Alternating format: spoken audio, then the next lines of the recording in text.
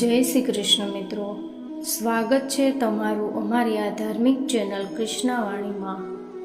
આ પવિત્ર પુરુષોત્તમ માસ ચાલી રહ્યો છે અને આપણે આજે અધ્યાય 1 સંત શ્રેષ્ઠ સુખદેવના પાવન પગલાંની વાર્તા કરીશું। તો મારી ચેનલમાં બન્યા રહેજો। મારી ચેનલની અંદર અધ્યાય 1 થી 30 આવી રહ્યા છે, તો તમે સાંભળવાનું ભૂલતા નહીં।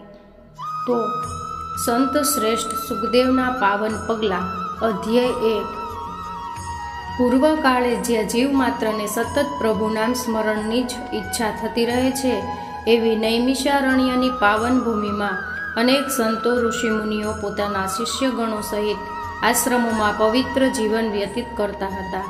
રોજ યજ્ઞ, યાગ અને હોમ હવન થતા હતા, પવિત્ર સ્વાહાકાર થતા હતા, જ્ઞાન ચર્ચા થતી હતી, આત્માના મોક્ષ માટે સત્સંગ થતો અને જીવ માત્રનું કલ્યાણ થાય એવા બોધ પાઠ થતા હતા।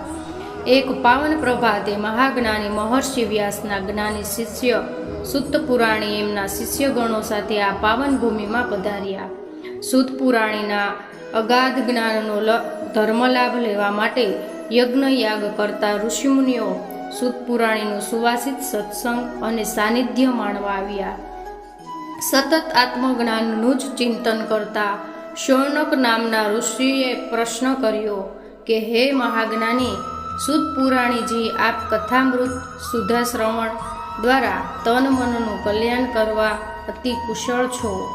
આજે ભવસાગરમાં ડૂબકા ખાતા, ભવાટવીટમાં અટકાતા માનવ જીવોનું કલ્યાણ થાય એવી કોઈ પાવન કથા અમને કૃપા કરી અને કહો, કારણ કે જ્ઞાનનો સૂર્ય 16 કળાએ ખીલે ત્યારે જ અજ્ઞાનરૂપી અંધકારનો નાશ થાય છે।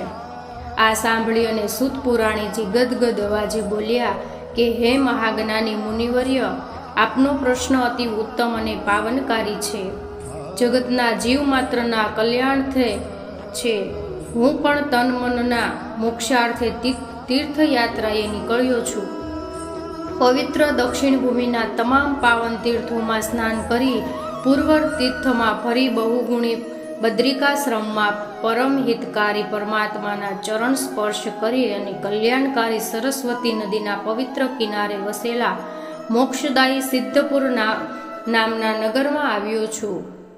ત્યાં મને ખબર મળ્યા કે હસ્તિનાપુર નગરમાં મહાપરાક્રમી રાજા પરીક્ષિત રાજપાટનો ત્યાગ કરી અને ગંગાજીના પાવન કિનાર પર 7 દિવસનું અનશન વ્રત ધારણ કરીને બેઠા છે।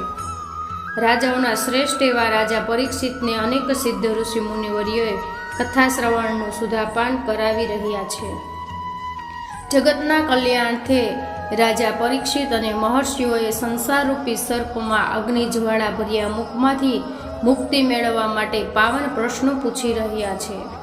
વેદશાસ્ત્રો અને ઉપનિષદોના જ્ઞાન એવા મહર્ષિઓના શ્રીમુખેથી સરેલી અમૃતવાણીનું શ્રવણ કરવા હું ગંગા કિનારે પહોંચ્યો અને ત્યાં સહસ્ત્ર સિતારાઓના વચ્ચે શોભતા 16 કળાએ ખીલેલા શશી જેવા સુખદેવજી, જેઓ 16 વર્ષની જ અવસ્થા ધરાવે છે અને દિગંબર તથા રવિના તેજપુંજ જેવા છે, તેઓ ત્યાં બિરાજમાન હતા। ઋષિ મુનિઓ ઉત્સુક બની અને સુખદેવજીના શ્રીમુખમાંથી નીકળતા શબ્દોને ઝીલી રહ્યા હતા। જ્ઞાનની શીતળ વર્ષામાં સૌ જિજ્ઞાસુ ભીંજાતા હતા। પશ્ચાતાપમાં પાવકમાં સળગતો રાજા પરીક્ષિત પ્રશ્ન પૂછી રહ્યો હતો। આવા અમૂલ્ય અવસરે મેં પરમાત્માની પરમ કૃપાથી 1 સપ્તાહ સુધી આ જ્ઞાન ગંગામાં સ્નાન કરવાનો લાવો લીધો। 7મા દિવસે મુક્તિ પામેલા રાજા પરીક્ષિત મોક્ષને પ્રાપ્ત થયા। ત્યાંથી હું આ નૈમિષારણ્યના ઋષિઓના દર્શન કરી અને જીવન કૃતાગ્ન કરવાનો શુભ હેતુસર આવ્યો છું। હે મહાજ્ઞાની મહર્ષિઓ, આપ સૌ તપોબળથી તેજસ્વી, નામસ્મરણથી સુવાસિત થયા છો। આપના દેવી દર્શનથી મનુષ્ય માત્રને આત્મજ્ઞાન પ્રાપ્ત થાય છે। મારું તન, મન અને જીવન પણ કૃતજ્ઞતા અનુભવે છે। જય શ્રી કૃષ્ણ।